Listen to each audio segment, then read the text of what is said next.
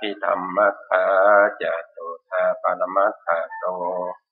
จิตตังเจตสิกังสุรูปังนิพพานามิติสัพพทาขอนมัสการพระเถรานุเถระขอสวัสดีท่านผู้ฟังทุกท่านนะครับที่กำลังรับชมในรายการของสถานีวิทยุวัดป่าหินนะครับในเรื่องของพระไตรปิฎกลอยฟ้านะครับในส่วนที่เป็นพระอภิธรรมในเรื่องของพระอภิธรรมเนี่ยตอนนี้เรายังพูดถึงในเรื่องของอารัมภะในเรื่องของรูปนะครับซึ่งเราก็ได้พูดไปแล้วเกี่ยวกับเรื่องของปัญญาปัจจิญญานะครับแล้วก็เรื่องของจิตและเจตสิกตอนนี้เราก็มาพูดถึงในเรื่องของรูปนะครับรูปเป็นธรรมชาติที่มีการผันแปรเปลี่ยนแปลงไปเปลี่ยนแปลงเสมอไปนะครับในเมื่อกระทบกับสิ่งที่ไม่ถูกกันนะครับที่เราเรียกว่าวิโรธิปัจจัยมีความเย็นความร้อนนะครับเลือกยุงลมแดดและสัตว์ไร้คลานทั้งหลายหรือยาพิษทั้งหลายนะครับมากระทบกับรูปนะก็จะทำให้รูปนั้นสลายไปเปลี่ยนแปลงไปนะครับเพราะว่ารูปนี้ว่าโดยลักษณะก็จะเป็นรูปานะลักขณังก็คือเปลี่ยนแปลงสลายไปนะครับซึ่งการที่รูปเนี่ยมีสภาพที่เปลี่ยนแปลงสลายไปไม่เมื่อถูกกับวิโรธิปัจจัยก็คือปัจจัยที่เป็นปฏิปักษ์ต่อรูปนะครับก็จะมีวจนะถะนะครับสีตุงหาทิวิโรธิปัจเจเยหิรูปะตีติรูปังนะครับธรรมชาติใดย่อมเปลี่ยนแปลงสลายไปเพราะวิโรธิปัจจัยมีความเย็นความร้อนเป็นต้นฉะนั้นธรรมชาตินั้นชื่อว่ารูปนะครับอันนี้ก็จะเป็นวจนะถะของรูปนะซึ่งรูปนี้นะครับก็จะแตกต่างกันไปจากจิตที่เราเคยพูดกันเคยเรียนกันมาแล้วนะรูปนี้เป็นลักษณะที่ไม่รู้อารมณ์นะไม่รู้อารมณ์นะแล้วก็รูปนี้ก็จะมีด้วยกันหลายอย่างนะครับเช่นรูปที่เป็นปฏิสนธิ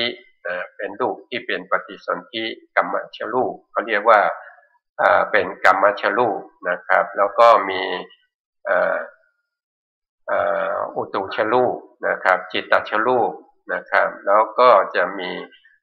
อาหารชรูปนะครับรูปก็จะมีในลักษณะในนี้ก็4รูปด้วยกันนะครับ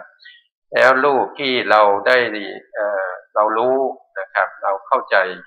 ว่ารูปนี้มีอยู่28รูปนะครับใน28รูปนี้ก็จะมีรูปที่เราแบ่งออกเป็น2ส่วนนะรูปที่เป็น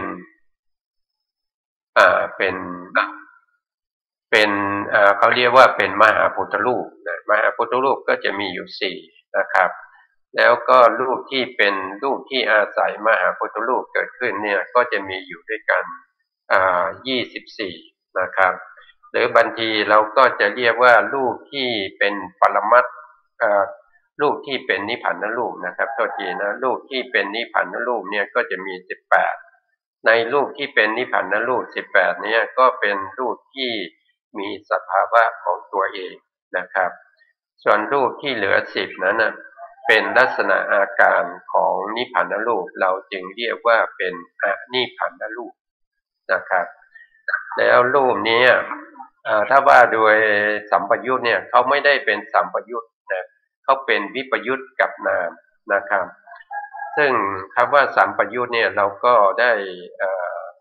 ศึกษากันมานะครับในครั้งก่อนในเรื่องของจิตกับเจตสิกนะครับคำว่าสัมปยุตเนี่ยในจิตกับเจตสิกเนี่ยก็คือหมายความว่าจิตและเจตสิกเนี่ยเขาเกิดพร้อมกันนะครับเกิดพร้อมกัน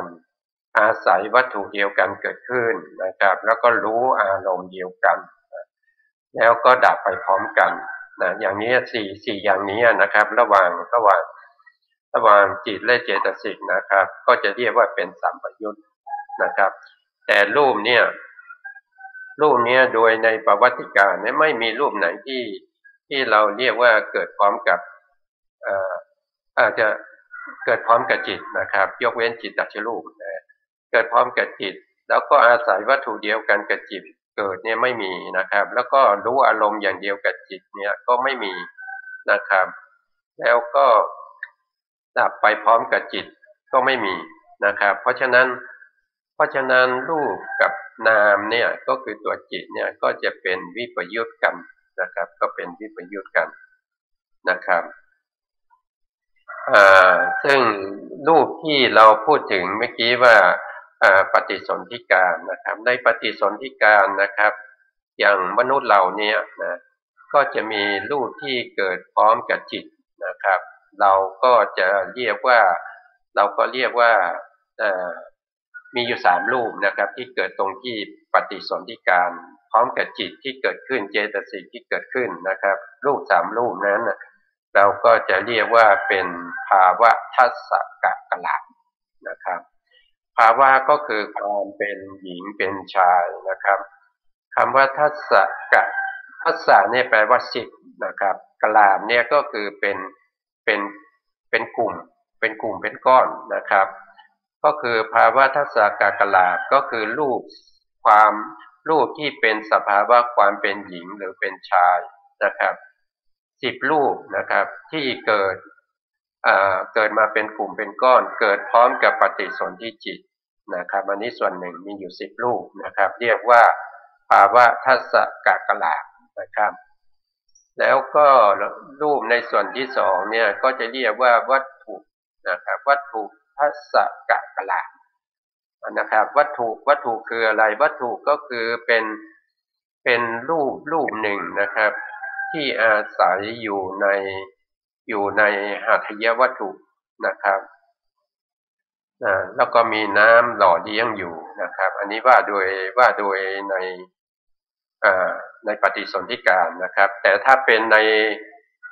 ว่าโดยในประวัติการนะครับแต่ถ้าว่าโดยปฏิสนธิการเนี่ยวัตถุเนี่ยไม่ได้อาศัยตัว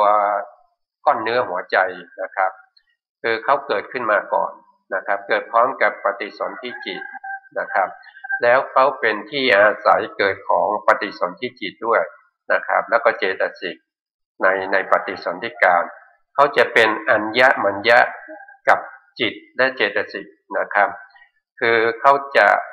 อาศัยซึ่งกันและกันระหว่างจิตเจตสิกแล้วก็วัตถุนะครับวัตถุทัสสะกะกะละนี้นะครับแล้วก็ต่อไปก็คือกายทัสสะกะกะละนะครับ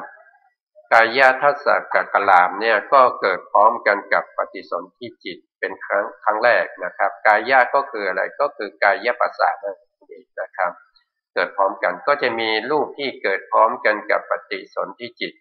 อยู่3รูปนะครับในแต่ละรูปก็จะมีอยู่10รูปด้วยกันมารวมกันเป็นกะลานะครับอันนี้เราก็จะเรียกว่าเขาเกิดพร้อมกับปฏิสนธิจิตในปฏิสนธิการนะครับถ้านอกจากปฏิสนธิการก็คือในขณะปฏิสนธิจิตแล้วจะไม่มีนะครับจะไม่เกิดพร้อมกันนะครับแล้วก็สภาวะของรูปเนี่ยเขาจะเป็นสภาวะธรรมที่ไม่รู้อารมณ์นะครับไม่รู้อารมณ์เป็นแต่รูปที่เกิดขึ้นมาแล้วก็ตั้งอยู่แล้วก็ดับไปนะครับรูปนี้ก็จะมีอายุนะครับจะมีอายุของรูปที่เกิดขึ้นมาแต่ละขณะนี้ นะครับก็จะมีอายุเท่ากันกับจิตอยู่17ดวงด้วยกันนะถ้าว่าโดยจิตเนี่ยก็มี17จิตที่เกิดขึ้นแล้วก็ดับไปเกิดขึ้นแล้วก็ดับไป17ดวงนะครับเท่ากับรูปหนึ่งรูปที่เกิดขึ้นแล้วก็ดับไปเพราะฉะนั้นรูปเนี่ยจะเกิดดับช้ากว่านามนะครับช้ากว่าตัวจิตนะแล้วก็ถ้าว่าโดยขณะนี้ก็จะรูปเนี่ยก็จะเมื่อเกิดขึ้นแล้วมีอนุขณะนะครับ51ขณะเล็กนะครับซึ่งไปเทียบกับจิตแล้วจิตดวงหนึ่งเนี่ยเขามี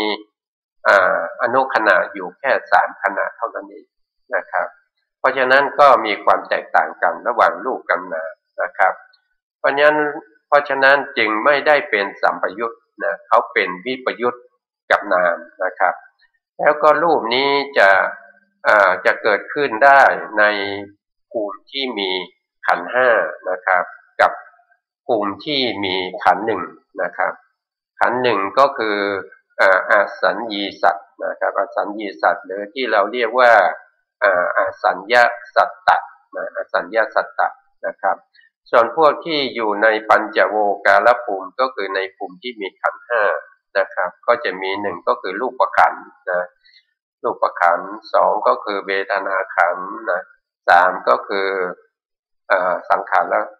รขันธ์สัญญาขันธ์นะครับแล้วก็สังขารขันธ์แล้วก็วิญญาณขันธ์นะครับก็จะมีขันธ์ห้าจึงเรียกว่าเป็นปัญจโวการภูมินะครับส่วนที่เป็นอสัญญาสัตว์เนี่ยเขาจะมีเฉพาะขันธ์เดียวนะครับก็คือจะมีเฉพาะรูปขันธ์นะเขาไม่มีนามขันธ์นะเขาไม่มีเวทนาขันธ์นะเขาไม่มีสัญญาขันธ์เขาไม่มีสังขารขันธ์และเขาไม่มีวิญญาณขันธ์นะครับอันนี้ก็คือ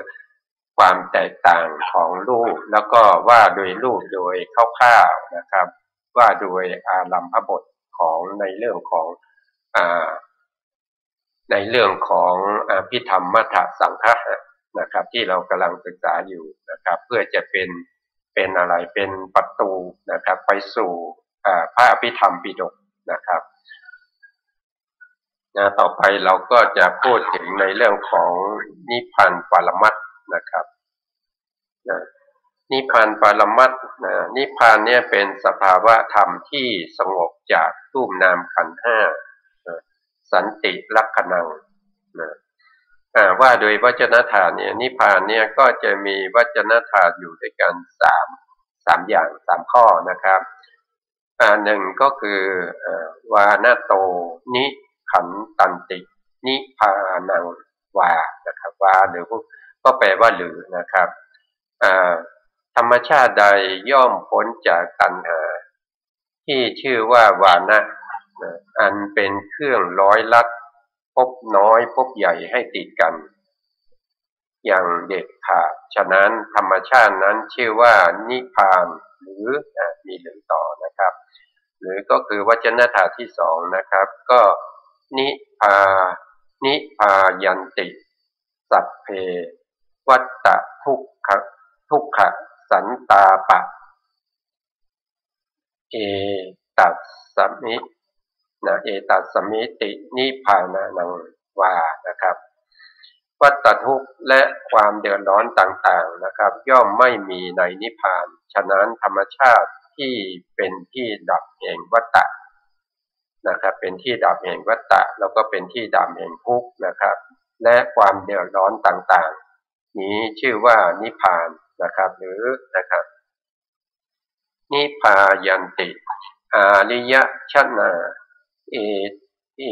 ตัสสมิตินิพพานังนะครับพระอริยบุคคลทั้งหลายเมื่อถึงซึ่งขันธปารินิพพานและย่อมดับสูญสิ้นคือไม่เกิดไม่ตายฉะนั้นธรรมชาติที่ทำลายการเกิดการตายที่สูญสิ้นหมดไป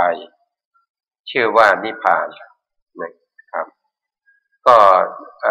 3ข้อนี้ก็เป็นวจนธาตุของนิพพานนะครับแล้วคำว่านิพพานเนี่ยเมื่อตัดหมดแล้วก็จะได้2อย่างนะครับก็คือนิกับวานะนะครับ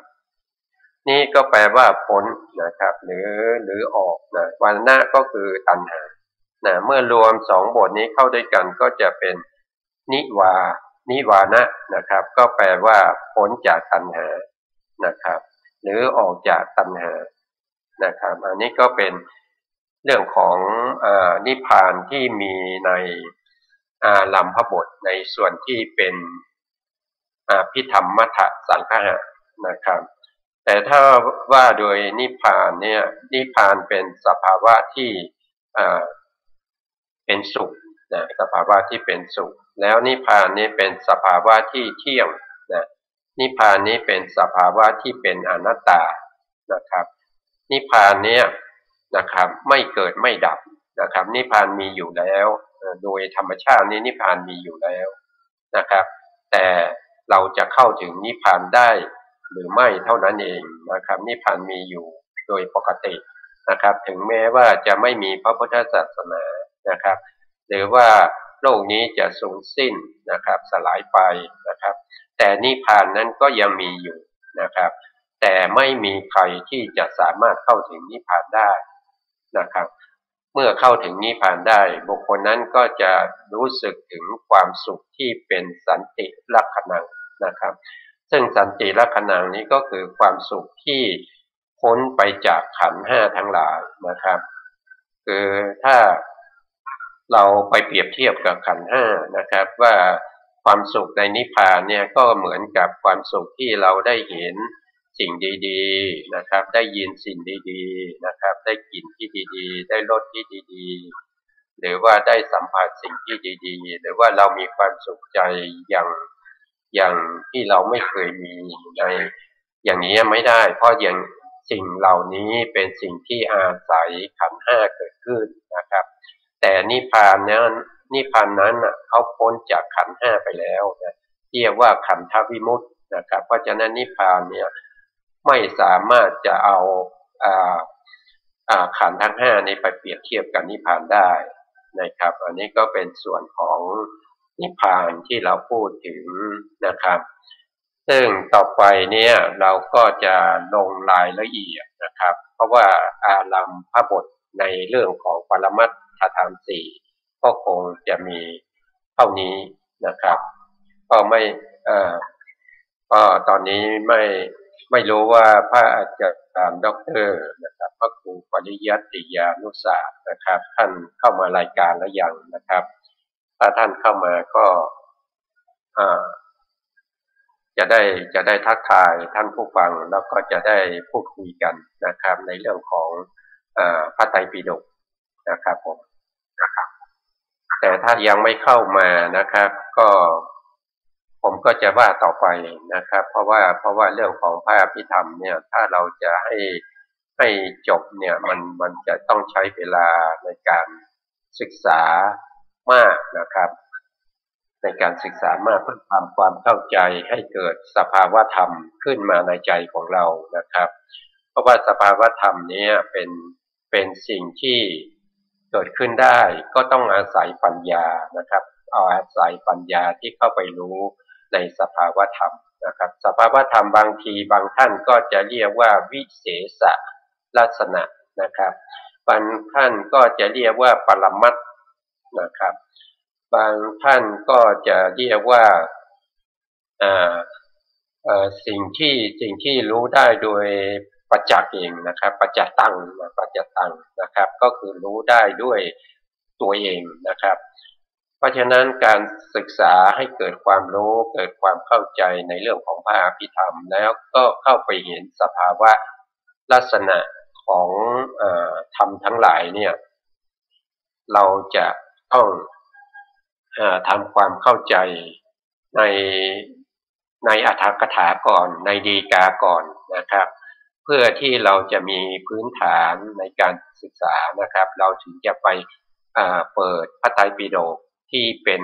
พระอภิธรรมปิฎกนะครับถ้าอยู่ๆถ้าเราไปเปิดในพระไตรปิฎกเลยเพื่อจะศึกษาในคัมภีร์ที่หนึ่งที่ชื่อว่าธรรมสังคณีปกรณ์นะครับเราก็จะไม่เข้าใจไม่รู้เรื่องนะครับเพราะว่าเราไม่มีพื้นฐานนะครับใน ในส่วนที่เราศึกษานะครับก็กลับมาในเรื่องของปรมัตถธรรมที่เรากำลังศึกษาอยู่ในเรื่องแรกที่เราจะศึกษาลงรายละเอียดนะครับก็คือเรื่องของจิตนะครับนะก็จะเรียกว่าเป็นกุญแจดอกที่หนึ่งนะครับกุญแจดอกที่หนึ่งก็คือเรื่องของจิตนะครับเรื่องของจิตนะครับการแยกจิตออกเป็นโดยในต่างๆนะครับกุญแจนี่ก็คือหมายถึงกุญแจที่จะเข้าไปเปิดพระไตรปิฎกนะครับกุญแจก็เอาไปไขพระไตรปิฎกอีกทีหนึ่งในส่วนที่เป็นพระอภิธรรมนะครับในกุญแจดอกที่หนึ่งเนี่ยที่ว่าจำแนกจิตโดยภูมิเนี่ยนะครับก็จะมีบาลีนะครับตัฏฐาจิตตังตาวะจตุพิทังโหติกามาวจรังรูปาวจรังอรูปาวจรังโลกุตะลันเจติในปรมัตถธรรมทั้งสี่นะครับจิตปรมัตถ์นะครับจิตปรมัตถธรรมที่แสดงไว้เป็นอันดับแรกในอารัมภบทนะครับที่เราผ่านมาในอารัมภบทที่เราผ่านมานั้นมีอยู่4ประเภทด้วยกันนะครับก็คือการมาวจรจิตนะครับก็คือจิตที่ท่องเที่ยวไปในกามภูมินะครับแล้วก็2ก็คือรูปาวจรจิตนะครับจิตที่ท่องเที่ยวโดยส่วนมากก็อยู่ในรูปประพรมนะรูปประพรมนะแล้วก็รูปาวจรจิตนะครับก็คือจิตที่ส่วนใหญ่ก็ท่องเที่ยวอยู่ในรูปประพรมนะแล้วก็โลกุตละจิตโลกุตละจิตเนี่ยก็คือได้แก่มรรคจิตและก็ผลจิตนะครับถ้าว่าโดยภูมิเนี่ยจิตเนี่ยก็จะแบ่งออกเป็น4อย่างด้วยกันนะครับก็คือ1ก็คือกามภูมินะกามภูมินะ2ก็คือรูปภูมินะ3ก็คืออรูปภูมินะ4ก็คือโลกุตละภูมินะครับก็จะมีภูมิอยู่4อย่างนะครับใน4อย่างนี้นะไม่ทราบว่าจะเข้าใจหรือเปล่าแล้วก็เวลาผมจะขออนุญาตไปชี้แผนภูมิเรื่องของจิตข้างหลังนะครับเพื่อให้ท่านได้เข้าใจในเรื่องของจิตนะครับเรื่องของภูมินะครับแล้วก็เรื่องของกามาวจรจิตหรือรูปาวจรจิตหรืออรูปาวจรจิตนะครับหรือโลกุตละจิตอะไรพวกนี้นะครับปกติแล้วต้องอาศัยในเรื่องของแผนภูมินะครับต้องอาศัยแผนภูมิในการที่เราจะศึกษาให้เกิดความรู้ความเข้าใจนะครับว่าจะเป็นอย่างไรนะครับอันนี้ไม่รู้ว่าผู้ที่ชมทางอินเทอร์เน็ตเนี่ยท่านจะเห็นหรือเปล่านะครับผู้ที่ไม่ได้ชมทางอินเทอร์เน็ตอาจจะรับฟังทางวิทยุนะครับก็ผมจะพูดไปช้าๆนะครับเพื่อให้สามารถที่จะเข้าใจนะครับสามารถที่จะฟังได้นะครับอันนี้แผนภูมินี้นะครับก็คือแผนภูมิที่พูดถึงในเรื่องของปรมัตถธรรม4นะครับก็คือปรมัตถธรรม4ในปรมัตถธรรม4เนี่ยเราก็เข้าใจนะครับก็จะมีในเรื่องของส่วนของจิตนะครับเรื่องของจิตนะจิตก็มีอยู่89นะครับถ้าว่าไปโดยย่อๆก็คือ89นะครับถ้าว่าโดยพิสดารก็121นะครับอันนี้ก็คือเป็นส่วนที่1นะครับเป็นส่วนเรื่องของจิตนะครับส่วนที่2เนี่ยก็จะเป็นเจตสิกนะครับส่วนของเจตสิกนะเจตสิกเนี่ยก็จะมีอยู่52ดวงด้วยกันนะ52ดวงนะครับแล้วก็ในส่วนนะครับในส่วนที่เป็นรูปนะครับในส่วนที่เป็นรูปก็คือส่วนนี้นะครับไม่น่าจะเห็นแล้วนะครับในส่วนที่เป็นรูปนะครับในส่วนที่เป็นรูปนะ ก็คือส่วนนี้นะครับในส่วนที่เป็นรูปนะครับก็จะมีอยู่28รูปนะครับใน28รูปก็จะมีนิพพานรูป18แล้วก็มีอนิพพานรูป10นะครับแล้วก็ในส่วนที่4ปรมัตถธรรม4ก็อยู่ท้ายนะครับอยู่ตรงท้ายนี้นะครับก็คือนิพพานนะครับนิพพานนี้มีลักษณะสภาวะคือสันติลักขณังนะครับแล้วก็นิพพานก็มี2อย่างก็คือ1ก็คือสัพพุทิปาทิเสสนิพพานนะครับอันที่2ก็คืออนุปาทิเสสนิพพานนะครับที่แบ่งออกเป็น2เนี่ยก็คือแบ่งออกโดยปริยายเหตุนะครับ2ประการนะครับถ้าว่าโดยการเข้าถึงเนี่ยเข้าถึงนิพพานนะครับที่ว่านิพพานมีอยู่แล้วเพียงแต่ว่าเราจะเข้าถึงหรือไม่นะการเข้าถึงนิพพานเนี่ยก็มี3อย่างนะครับก็มีสุญญตานิพพานนะครับสุญญตานิพพาน2ก็คือมินิตะนิพพานนะ3ก็คืออัปปะนิหิตะนิพพานนะครับอันนี้ก็เป็นเรื่องของปรมัตถธรรม4ที่เราจะใช้ในการศึกษานะครับแผนภูมินี้เราจะใช้ตั้งแต่ชั้นที่1เนี่ยไปจนถึงโน่นเลยนะครับมหาประธานโน่นนะครับเพราะฉะนั้นนะพวกเราก็ที่จะศึกษาในเรื่องของภาพพิธรรมนะครับก็ควรจะจำไว้นะครับก็ควรจะจำไว้ว่างๆเราก็ท่องหรือว่าอาจจะเขียนนะในการเขียนในการฝึกหัดเขียนรูปนะครับฝึกหัดเขียนรูปนะครับในปรมัตถธรรม4นะครับ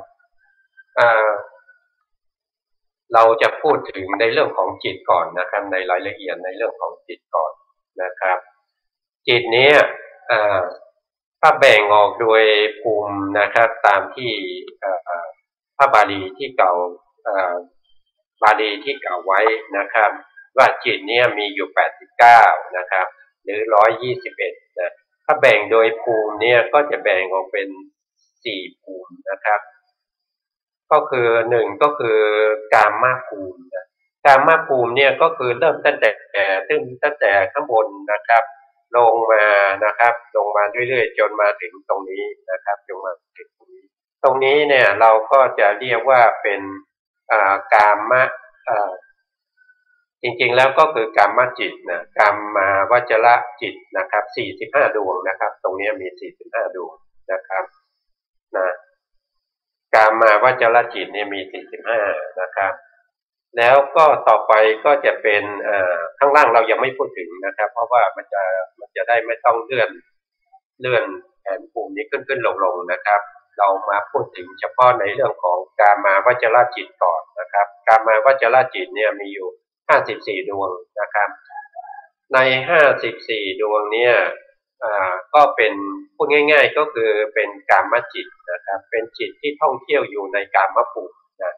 กามภูมิคืออะไรกามภูมิก็คืออย่างเช่นพวกเราที่กำลังอยู่นะครับที่เป็นมนุษย์เนี่ยเราก็อยู่ในกามภูมินะครับก็จะมีมนุษย์ก็เป็นกามภูมินะครับเทวดานะครับเทวดา6ชั้นนะตั้งแต่ชั้นที่เป็นจาตุมมหาราชิกานะครับแล้วก็ตาวติงสานะยามานะแล้วก็ดุสิตานะครับแล้วก็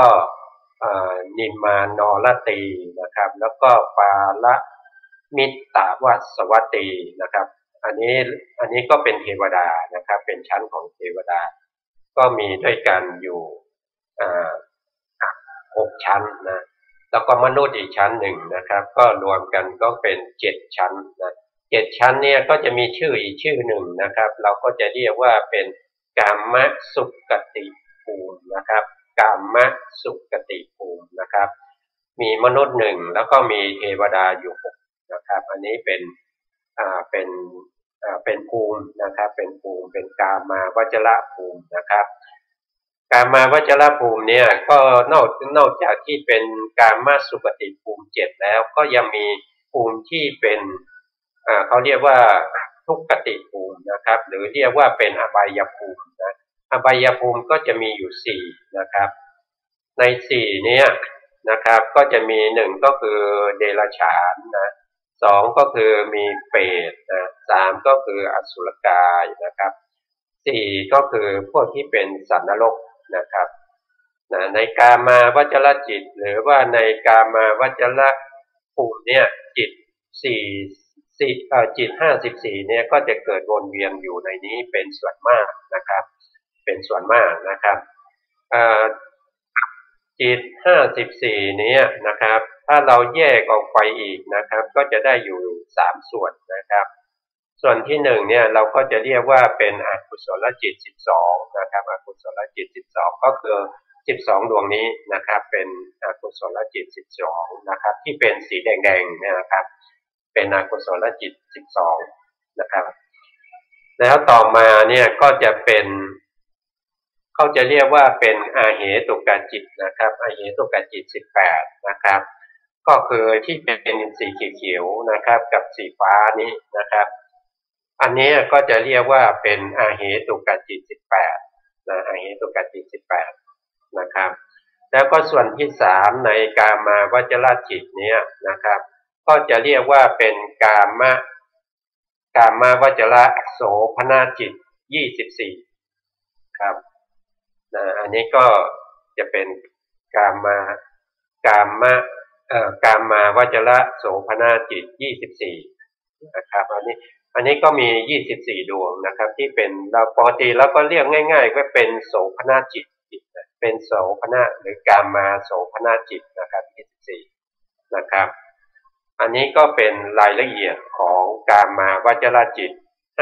54นะครับซึ่งบางท่านเคยศึกษามาแล้วก็จะเข้าใจนะครับแต่บางส่วนใหญ่ก็ไม่เคยศึกษามาก่อนนะครับเพราะฉะนั้นก็เวลาเราก็มีไม่มากนะครับเนื้อหาก็มีเยอะนะครับแล้วก็บางครั้งก็เข้าใจยากนะครับเพราะฉะนั้นก็จะต้องมีการถามตอบนะครับมีการถามตอบก็จะพาให้เราเนี่ยเกิดความเข้าใจได้มากขึ้นนะครับเข้าใจในเรื่องของมาตรธรรมได้มากขึ้นนะครับก็ไม่ทราบว่าตอนนี้ท่านพระอาจารย์ดร.เข้ามาในรายการแล้วยังนะครับนะครับยังไม่มีเสียงนะครับยังไม่มีเสียงไม่มีสัญญาณนะครับก็ไม่เป็นไรครับก็จะพูดคุยกันต่อไปนะครับใน3ส่วนที่ผมได้กล่าวไปแล้วนะครับในเรื่องของกามาวจรจิตเนี่ยนะครับในส่วนที่เป็นอกุศลจิตนะครับในส่วนที่เป็นอเหตุกจิต18นะครับในส่วนที่เป็นกามาวจรโสภณจิต24นะครับก็มาลงรายละเอียดต่อนะครับในรายละเอียดเราจะพูดเฉพาะในเรื่องของอกุศลจิต12ก่อนนะครับพูดเฉพาะในอกุศลจิต12ก่อนนะครับก็คือสีแดงๆนี้นะครับในอกุศลจิตนะครับก็มีอยู่12ดวงด้วยกัน12ดวงนี้นะครับเราก็จะแยกออกเป็น3ส่วนนะครับส่วนที่1เนี่ยเราก็จะแยกเอาประเภทที่เป็นโลภะมูลจิตนะครับโลภะมูลจิตมีอยู่8นะครับโลภะมูลจิต8นี้นะครับบางคนอาจจะรู้สึกถึงในสภาวะในตัวเรานะครับรู้สึกถึงความโลภนะครับความอยากความต้องการนะครับความแสวงหานะครับความชอบใจนะครับความอยากได้อะไรทั้งหลายเนี่ยมันจะอยู่ในโลภะมูลจิต8เนี่ยนะครับดวงใดดวงหนึ่งนะครับดวงใดดวงหนึ่งใน8ดวงนี้นะครับทีนี้ใน8ดวงนี้นะครับก็จะแยกเป็น2ส่วนนะครับแยกเป็น2ส่วนก็คือแยกตรงที่ใน8ดวงนี้นะครับที่อยู่ข้างบนนะครับที่อยู่ข้างบนกับอยู่ข้างล่างนะครับที่อยู่ข้างบนสุดนี้นะครับก็จะมีอยู่4ดวงนะครับใน4ดวงนี้เราก็จะเรียกว่าเป็นจิตที่เกิดขึ้นพร้อมกับเวทนาที่เป็นสมนัตนะสมนัตคืออะไรสมนัตก็คือความดีใจนะครับความชอบใจความรู้สึกว่าเราได้อะไรสมใจเนี่ยมันจะเกิดความดีใจขึ้นมานะครับเกิดความสมนัตขึ้นมาก็จะมีอยู่4ดวงนะครับใน4ดวงนี้ก็จะเป็น โลภะมูลจิตนะครับที่เป็นสมนัตสี่ดวงนะครับเพราะว่าถึงแม้ว่าเขาจะเป็นสมนัตเนี่ยเขาจะเป็นสิ่งที่พอใจดีใจอะไรเนี่ยเขาก็ยังเป็นโลภะนะโลภะก็คือความโลภนะครับแล้วความโลภนี้ก็คืออะไรก็คืออกุศลนะก็คืออกุศลจิตนะครับเป็นสิ่งที่ไม่ดีนะครับอกุศลเนี่ยเป็นสิ่งที่มีโทษนะครับให้ผลเป็นความทุกข์นะครับนะอันนี้ก็เป็นอกุศลจิตนะครับในอกุศลจิตนะในส่วนที่เป็นสมนัตสี่นะครับครับท่านยังไม่มานะครับยังไม่เข้ามานะครับในส่วนที่เป็นสมนัตสี่เนี่ยก็จะแบ่งออกอีกนะครับแบ่งออกนะครับแบ่งตรงกลางนี้นะครับข้างหน้าสองดวงนะครับข้างหลังสองดวงนะครับข้างหน้าสองดวงเนี่ยก็จะเป็นจิตที่เราเรียกว่าเป็นสัมปยุตนะเป็นสัมปยุตเป็นก็คือเขาจะเป็นจิตที่เป็นทิฏฐิคตะสัมปยุตนะครับคือสัมปยุตกับอะไรก็คือสัมปยุตกับความเห็นผิดนะครับก็จะเรียกว่าเป็นทิฏฐิคตะสัมปยุตนะครับเป็นสมนัตนะครับแล้วก็ประกอบด้วยความเห็นผิดนะครับแล้วก็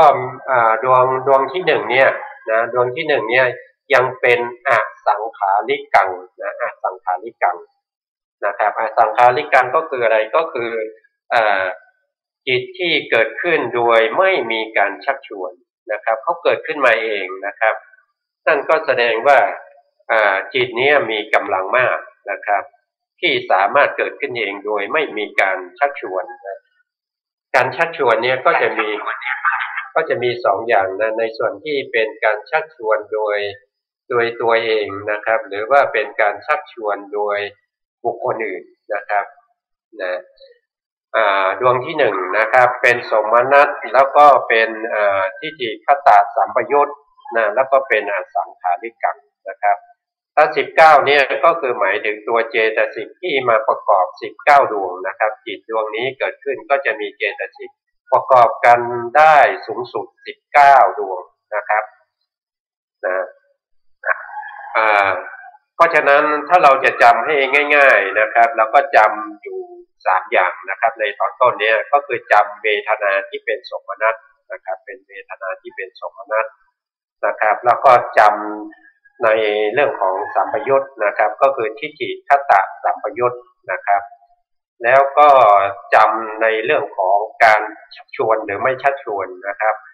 ในส่วนนี้ก็เป็นอสังขาริกนะครับอสังขาริกังนะครับก็คือจิตที่ไม่เกิดขึ้นโดยไม่มีการชักชวนนะครับอันนี้ก็เป็นจิตในส่วนที่เป็นอกุศลนะครับแล้วก็เป็นโลภะมูลจิตนะครับแล้วก็เป็นดวงที่หนึ่งนะครับถ้าเราจะดูรายละเอียดนะครับว่าจิตนี้นะครับมีชื่อว่าอะไรนะครับก็ชื่อตามนี้นะครับตามที่ผมได้พูดไปก็คือสมนัสสะสหคตังทิฏฐิคตะสัมปยุตตังอสังขาริกังนะครับอันนี้ก็คือจิตที่เป็นโลภะนะครับดวงที่หนึ่งนะครับชื่อเขาจะมีอยู่3ตอนนะครับหนึ่งก็คือสมนัสนะสมนัสก็คือความดีใจนะครับสองก็คือทิฏฐิคตะสัมปยุตประกอบด้วยทิฏฐินะครับทิฏฐิก็คือความเห็นผิดนะครับประกอบด้วยความเห็นผิดนะครับแล้วก็อสังขาริกังก็คือเกิดขึ้นเองนะครับไม่ต้องมีใครมาชักชวนนะครับเขาเกิดขึ้นเองนะครับนะเพราะฉะนั้นก็ว่าอีกทีนะครับสมนัสสะสหคตังนะครับทิฏฐิคตะสัมปยุตตังสังขาริกังนะครับอันนี้ก็คือจิตดวงที่หนึ่งที่เราต้องศึกษานะครับซึ่งอยู่ในส่วนที่เป็นโลภะมูลจิตนะครับแล้วก็เป็นดวงที่หนึ่งนะครับ ส่วนดวงที่สองนะครับดวงที่สองก็จะคล้ายๆกันนะครับคล้ายๆกันนะเขาก็จะมีชื่อว่าสมนัสสะสหคตังนะครับทิฏฐิคตะสัมปยุตตังนะครับสสังขาริกังนะครับซึ่งมาเปลี่ยนเอาในคำสุดท้ายนะครับดวงที่หนึ่งเนี่ยเขาจะเป็นสังขาริกนะครับเป็นสังขาริกังนะครับแต่ดวงที่สองเนี่ยจะเป็นสสังขาริกังนะครับซึ่งจะแตกต่างกันอยู่แค่นี้นะครับถ้าเราท่องดวงที่หนึ่งได้นะครับดวงที่สองเราก็จะได้นะครับเพราะว่าดวงที่หนึ่งเนี่ยเป็นสังขาริกใช่ไหมครับดวงที่สองก็เป็นสสังขาริกนอกนั้นก็จะเหมือนกันนะครับแต่เจตสิกที่จะเกิดขึ้นได้ในดวงที่สองเนี่ยมีอยู่21นะครับ21เนี่ยคือเข้าได้สูงสุด21นะบางทีก็อาจจะเข้าไม่ถึงนะครับส่วนรายละเอียดเราก็จะไปคุยกันในเรื่องของเจตสิกต่อไปนะครับเราก็จะได้มา2ดวงแล้วสองดวงนี้ครับผมช่วงนี้ก็คงจะต้องเอาไว้แค่นี้ก่อนนะครับเพราะว่าเวลาหมดแล้วนะครับผมนะก็ขอให้ท่านผู้ฟังและท่านผู้ชมทุกท่านนะครับที่สนใจในพระธรรมคำสั่งสอนของพระสัมมาสัมพุทธเจ้านี้จงเจริญในพระธรรมคำสั่งสอนแล้วก็ให้เข้าถึงพระนิพพานนะครับเข้าถึงความสุขที่แท้จริงต่อไปนะครับขอให้ท่านจงมีสุขภาพที่แข็งแรงนะครับมีสุขภาพจิตที่สมบูรณ์นะครับแล้วก็ไม่เจ็บไม่ไข้นะครับขอสวัสดีท่านผู้ฟังทุกท่านครับขอบคุณครับสวัสดีครับ